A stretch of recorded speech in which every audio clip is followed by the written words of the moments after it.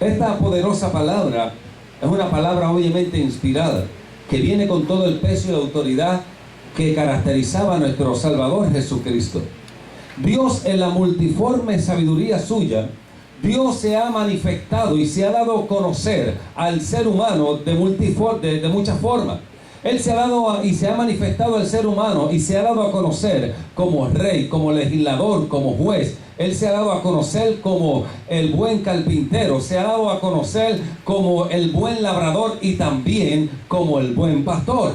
Y como el buen pastor, el David el salmista, en el Salmo 23 comienza a expresar que Jehová es su pastor y que nada le faltará. Él reconoce que Dios es el buen pastor. Él reconoce que como Él es el buen pastor, Él se encarga de nuestras necesidades. Él no está preocupado, Él no está a la deriva, Él no está en un estado de desesperación y de angustia continua, porque Él sabe que Jehová es su pastor y que nada le faltará. Él puede caminar en el valle de sombra de muerte tranquilamente, porque la vara y el cayado del buen pastor le infundirán aliento.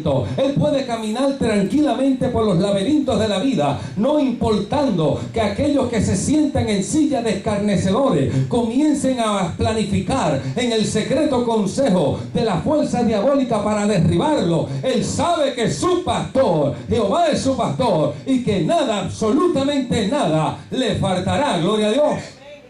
Él reconoce que Jehová es su pastor, pero en el Salmo 100 Él reconoce que nosotros también somos algo especial. Él reconoce que nosotros somos pueblo suyo y oveja de su prado, que nosotros no nos hicimos nosotros mismos, sino que nosotros somos pueblo suyo y oveja de su prado. Así que hay una combinación entre Jehová, que es el buen pastor, y entre el ser humano, que es una simple y llana oveja. Una oveja dócil, una oveja buena gente, una oveja que se deja guiar, una oveja que va a recibir la dirección absoluta del eterno, sabio y poderoso Dios.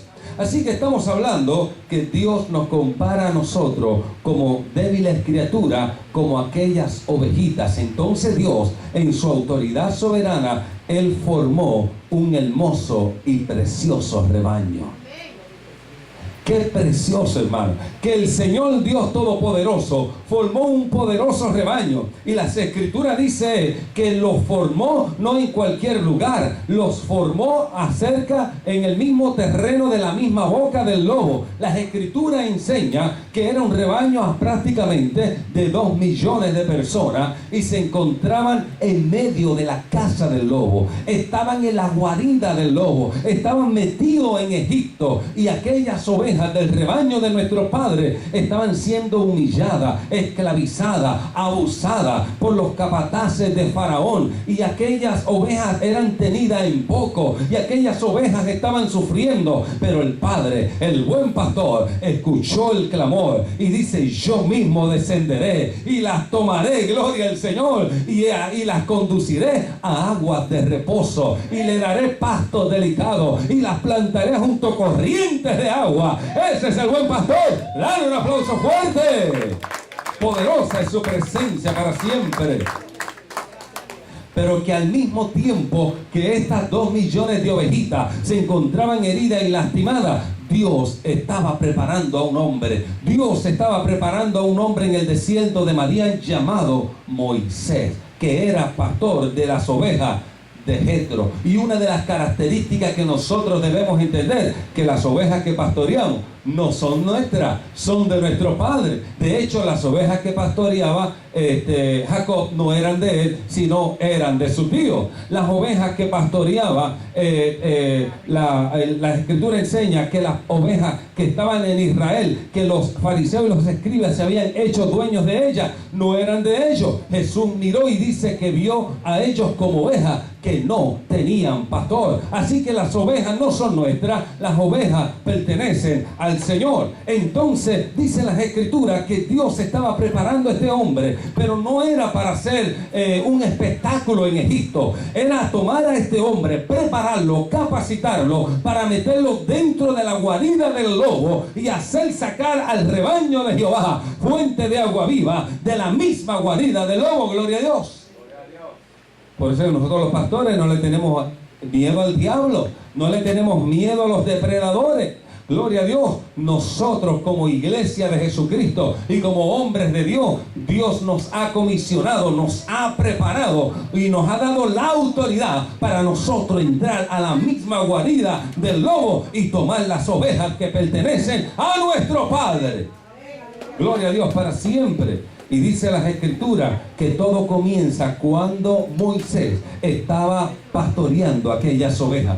¿Sabes qué? Que una de las ovejas, dice las Escrituras, que se extravió en el camino.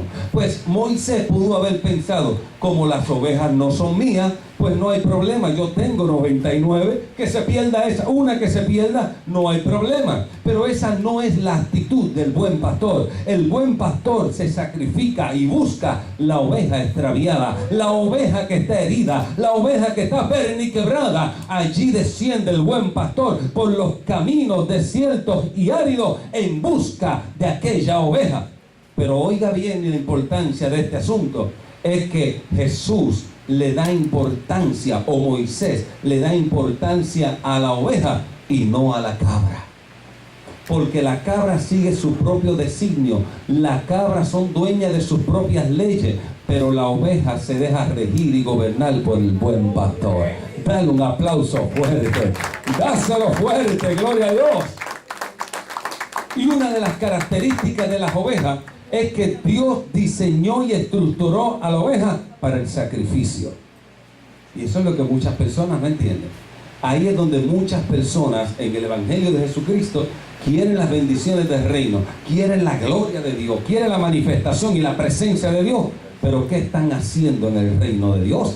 ¿Se estarán sacrificando? Dios te diseñó para el sacrificio, Dios te diseñó para el trabajo, pero no el trabajo de esclavitud, para el trabajo en el reino de Dios. Y Dios te ha dado todas las herramientas necesarias para que tú puedas triunfar en el Evangelio de Jesucristo. Poderosa es su presencia para siempre. Dios diseñó a la oveja para el sacrificio. Por eso las Escrituras dicen en Romanos capítulo 12 que nosotros presentemos nuestros cuerpos en sacrificio vivo y santo y agradable a Dios, que es vuestro culto racional. Y no os conforméis a este siglo, sino ser transformados por medio de la renovación de nuestro entendimiento, para que por medio de esa transformación tú y yo sepamos cuál sea la voluntad de nuestro Padre, del buen pastor, agradable y perfecta. Gloria a Dios. Así que Dios te diseñó para el sacrificio. Una vez que la oveja era sacrificada, algo ocurría. Un olor comenzaba a destilar, a comenzar a subir a la presencia de Dios. Era como un incienso que daba aroma, y Dios el Padre, al percibirla, recibía la adoración de esa oveja. ¿Sabías eso? ¿Sabías que cuando tú te sacrificas, no tomando en cuenta el tiempo que tú le dediques a la obra de Dios, el Señor te dice: yo nunca pondré en el olvido el amor y el desempeño que tú has demostrado hacia mi reino? ¡Dáselo fuerte! Las ovejas son dóciles y se dejan guiar, pero las cabras siguen su propio camino. Las ovejas son tiernas y obedientes, pero las cabras son desafiantes. Desafían al pastor. A ellos no les interesa. El pastor dice una cosa y ellos le hacen frente. Las cabras son así. Por eso las Escrituras enseñan que en aquel día Cristo separa a las cabras de las ovejas. Es tan sencillo como eso. Oyen la voz de su pastor y la siguen las ovejas. Pero las cabras ignoran la voz del pastor. Ignoran la voz de su mandato. Ignoran la voz de su legado. Ignoran la voz de su pedido. Es más, ignoran la voz de su súplica para trabajar en el reino. Las cabras actúan de esa forma. Las ovejas oyen mi voz, y dice el Señor, y me siguen, Y por eso yo les doy vida y las tengo en mi diestra y nadie, absolutamente nadie, las podrá arrebatar de allí. Gloria a Dios. Entonces el Padre desciende, saca al pueblo de la esclavitud, y las Escrituras dice que los llevó por el desierto, una columna de fuego en la noche, una columna de nube de día, le dio maná, le dio agua potable, le dio codornices, carne, le dio todo lo que el pueblo pedía, porque el buen pastor se preocupa que tú y yo vivamos una vida plena. El buen pastor se preocupa que tú y yo tengamos lo necesario para nuestra subsistencia, y sobre todas las cosas que tengamos las herramientas para servirle a Él sin quejarse en lo absoluto en todas las cosas que Dios nos ha colocado. Así que Dios le dio todo a este pueblo, pero algo ocurrió. Es que a pesar de que Dios se preocupó y los sacó con manos fuertes, saca 2 millones de personas, 2 millones de ovejas. Y cuando lo lleva al desierto, este fue el problema, que dentro de aquel rebaño se habían colado algunas cabritas. Las cabritas de Corea. Y fueron esas cabritas los que trataron de contagiar a las ovejas. Fueron esas cabritas las que trataron de confundir y subestimar el liderato de Moisés. Y fueron esas cabritas que se rebelaron y murmuraron contra Moisés. Y fueron esas cabritas que Jehová abrió la tierra y la tierra se los tragó vivos directamente al infierno. Así que conviene ser oveja que cabra. Así que conviene ser oveja que cabra. Amén.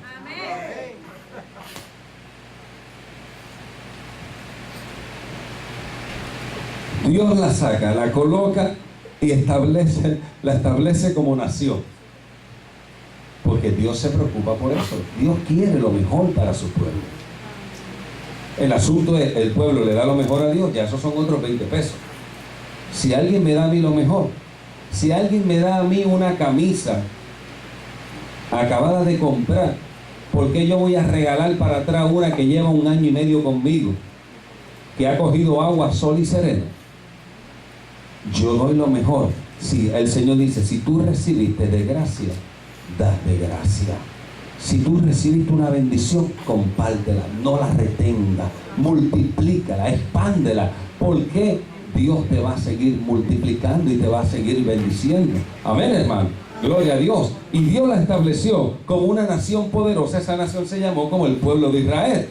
Ahora Jesús se encuentra ante estas ovejas, y en el capítulo 10, versículo 16, Jesús le dice al pueblo de Israel y a sus discípulos: yo tengo otras ovejas.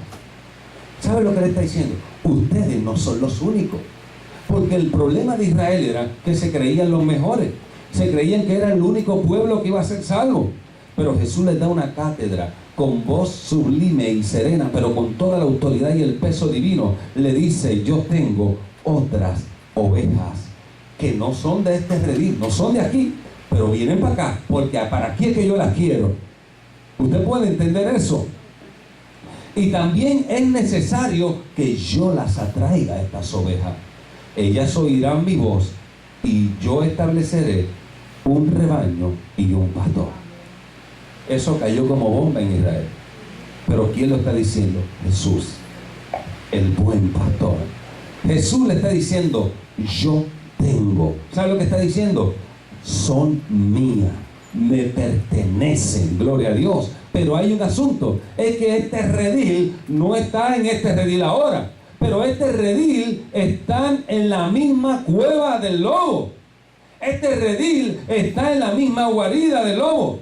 Son otras ovejas. Ellas no tienen dirección, no tienen cuidado, no tienen protección, no tienen pasto delicado, no tienen agua de reposo. ¿Y qué puedo hacer? A mí me es necesario atraer estas oveja. Jesús está diciendo, yo estoy decidido a traerla, yo estoy determinado a buscarla, pero ustedes son los instrumentos que yo voy a utilizar para rescatarla de las manos de la guarida del lobo. Estas son mis ovejas y yo les encargo a ustedes para que ustedes entren a la guarida del lobo, para que ustedes penetren el secreto consejo de la fuerza del mal y saquen a mis ovejas de este lugar. Gloria a Dios.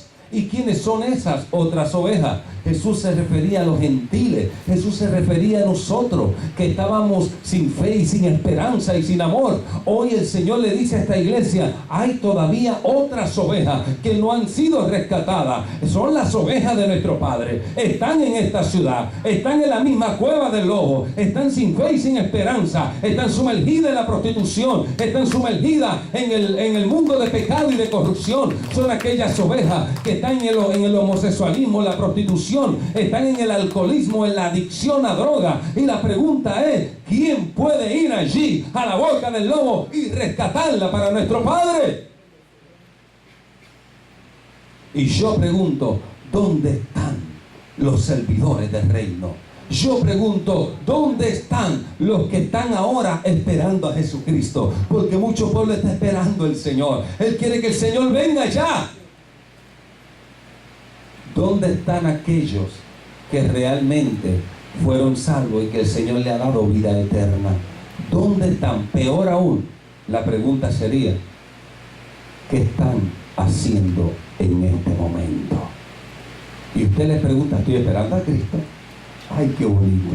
Y las ovejas, y las otras ovejas de nuestro Padre, que están heridas, que están esperando que le lleven un mensaje de fe, de esperanza, de compasión. Por eso el Señor está trabajando con esta iglesia, porque Dios nos colocó en este lugar. Dios nos colocó en la misma guarida del infierno. Dios colocó al pastor de la iglesia de Pérgamo en el mismo centro de operación de Satanás. Y por eso dice, yo sé dónde tú moras, dónde está el trono de Satanás. ¿Y para qué yo te coloqué ahí? Para que tú fueras instrumento de cambio para tu generación. Coloqué esa iglesia ahí para que esa iglesia se convirtiera en el centro de operación del Espíritu Santo. Que esa iglesia se convirtiera en un semillero de hombres y mujeres, instrumento de bendición, preparado y capacitado para toda buena obra. Gloria a Dios. Para eso son las iglesias. Preparar hombres y mujeres para la obra del ministerio, para que salgan a buscar las ovejas de nuestro Padre, que están allí heridas. Y una vez que llegan, entonces el Señor dice, y yo daré pastores que os apacienten. Pero no cualquier pastor. Dice, que os apaciente con sabiduría, ciencia, conocimiento y entendimiento. Dios nunca va a poner una oveja en las manos de un neófito.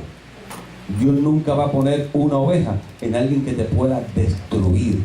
Dios te va a poner en las manos de un buen pastor. Dale un aplauso fuerte.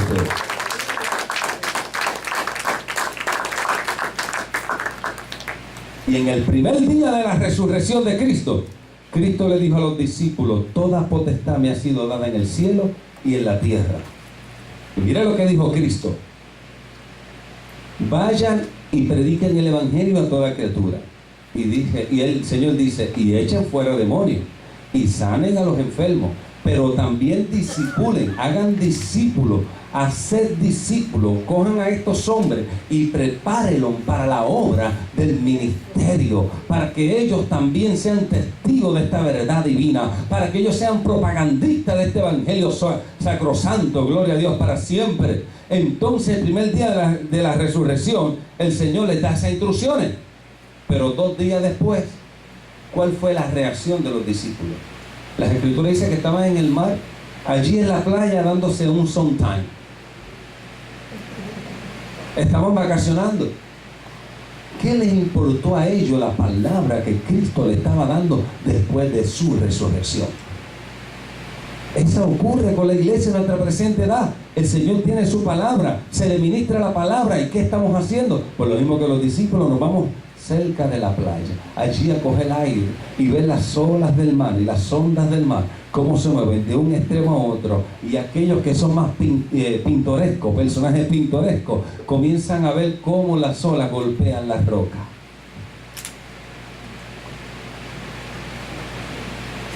2 días después de la resurrección. Después que Cristo, después del primer día de la resurrección, o sea, sería el tercer día de la resurrección, Pedro dijo, voy a pescar. Pedro dijo, voy a pescar. Y salió a pescar. Pero cuando Pedro hizo el llamado, no estaba haciendo el llamado para él. Porque si él quería pescar solo, se hubiera ido solo. Pero él lo dijo delante de todos los discípulos, voy a pescar. Oye, tiró el gancho. ¿Y sabe lo que hicieron los discípulos? Se fueron con él y no pescaron nada. Y de momento a la orilla apareció alguien, Jesús de Nazaret. Y cuando entró a la barca le dijo, tiren hacia este extremo. Y dice que eran tanto y tanto los peces que no se podían romper, que no se podía, no podía la barca, no podía. Entonces sale uno y le dice, Pedro, es el Señor. Y Pedro estaba encuerado. Pedro se había despojado de toda la ropa y dice la Escritura que se lanzó al mar para que el maestro no lo viera sin ropa. Por eso que cuando se ministra la palabra de Dios en el santuario, tiene que ser con mucha ropa. Amén. Que cuando se ministra en el santuario, que uno use ropas adecuadas, porque tú estás llevando la adoración a la presencia del Padre. Oye, y Pedro lo reconoció y dijo, a mí no me va a ver así. No. Y se lanzó. Yo imagino que cogió 2 o 3 algas y se tapó. Y con ti eso era poca la ropa que llevaba. Y dice las Escrituras que Cristo lo llevó y lo llevó a un lugar y comenzó a partir el pan. Y ellos decían, dice que Pedro lo miraba y lo miraba, una cosa tremenda. Y el Señor comenzó a hacerle una pregunta a Pedro. Y le dijo, Pedro, ¿me amas? Pedro, ¿me amas? Y Pedro le contestó, sí Señor, yo te amo. Jesús le contesta, apacienta mis ovejas. Vuelve Jesús, le pregunta por segunda vez, Pedro, ¿me amas? Pedro le responde, Señor, tú sabes todas las cosas, tú sabes que yo te amo. Tercera vez, Jesús le pregunta, Pedro, ¿me amas? Señor, dice la Escritura que en la tercera ocasión él se entristeció y le dijo, Señor, tú sabes que yo te amo. Y Jesús le dijo, apacienta mis ovejas. 3 cosas bien importantes. 3 cosas importantes en esa sencilla pregunta. 1, que lo que te debe mover a ti y a mí a ministrar las ovejas de nuestro Padre es el amor. No puede haber otro interés. Si hay otro interés personal fuera de lo que es el amor y ganar almas para el reino y rescatar almas y traerlas al reino, al rebaño de nuestro Padre, no puede haber otro interés que no sea el amor, porque el amor es una entrega total. En el amor nace la obediencia. ¿Usted sabía eso? Si usted es desobediente porque usted no ama, y si usted obedece porque usted ama. Impresionante, ¿verdad que sí? ¿Cómo es posible que un hijo esté todo el día en la casa y no coja una escoba y barra el cuarto? De hecho, el cuarto parece que pasó un huracán. Y tiene que llegar la mamá a la tarde para chequear y limpiar el cuarto. Si tú amas a tu padre, el cuarto debe estar limpio. Todo el día en la casa y no frega los trastes, no hace nada. Oye, salieron los aleluyas por eso. No amas a tu padre, tú dices que lo amas, pero si tú lo amas, tú tomas la iniciativa de fregar los trastes. Mami, ¿en qué yo te puedo ayudar? Si uno o dos se pusieran de acuerdo.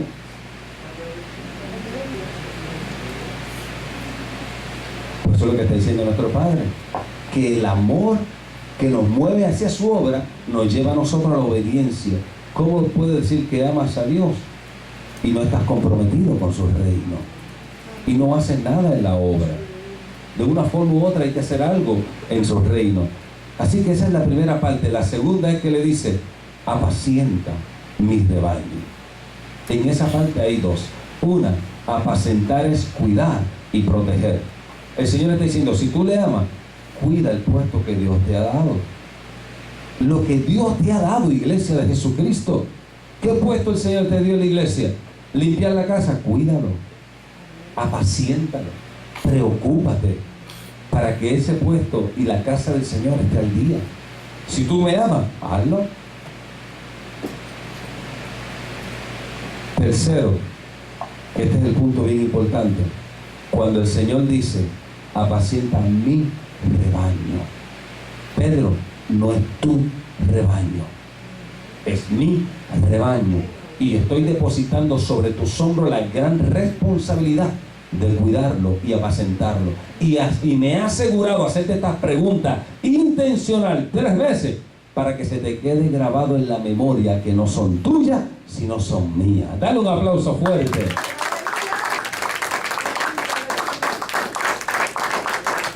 El pastor es algo bien pintoresco o impresionante, porque el pastor tiene una vara y tiene un cayado. La vara es para el lobo y para la oveja. ¿Y cómo es eso?